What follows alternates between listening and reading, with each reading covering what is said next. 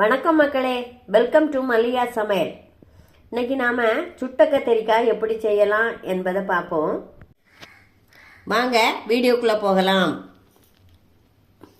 எடுத்து நம்ம பழைய சாதம் கூட வச்சு சாப்பிடும்போது சூப்பராக இருக்குங்க.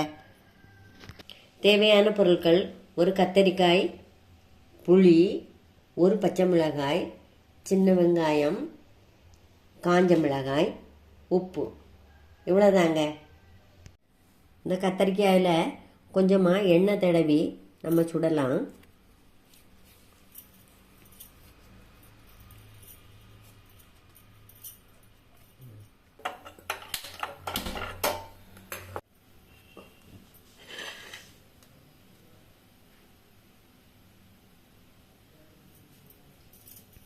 இந்த கத்தரிக்காயில் கொஞ்சம் எண்ணெய் தடவி நம்ம சுடலாம்.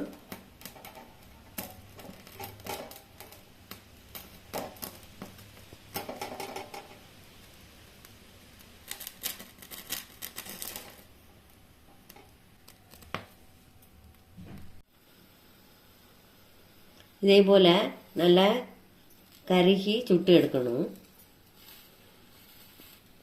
அடுத்து சின்ன வெங்காயம் சுட்டு எடுத்துக்கலாம்.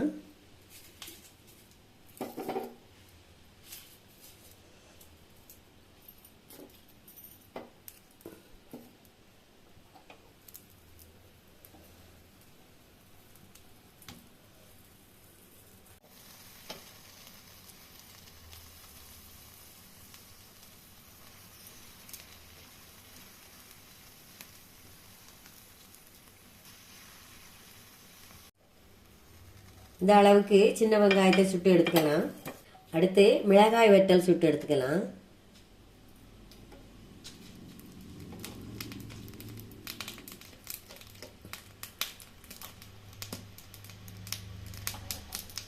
நாம் சுட்ட சின்ன வெங்காய தோலை இப்படி எடுத்துக்கலாம். எடுத்துட்டு நம்ம கத்திரிக்காய் செய்வோம்ல, சுட்ட கத்திரிக்காய் அதில் போடலாம். சுட்ட கத்திரிக்காவை நம்ம இந்த தோலை உரிச்சு எடுத்துக்கலாம். முதல்ல புளியை நல்லா கரைச்சி வச்சுருக்கேங்க, அந்த தண்ணியை விட்டுக்கலாம்.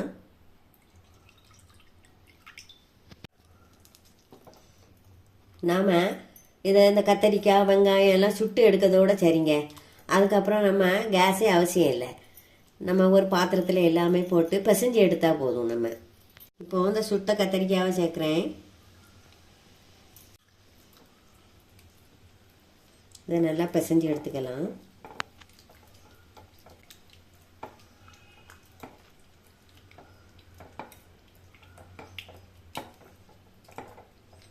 அதுக்கப்புறமா நம்ம சுட்டு உரிச்சு வச்சிருக்கிற இந்த சின்ன வெங்காயத்தை போட்டுக்கலாம்.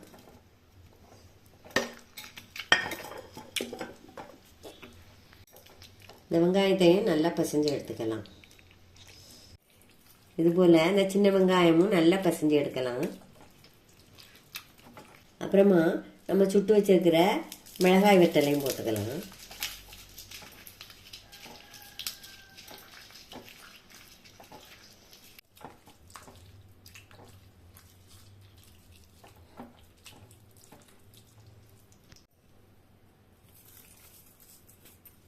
இதில் நம்ம கல் உப்பையும் சேர்த்து பிசைஞ்சு எடுத்துக்கலாம்.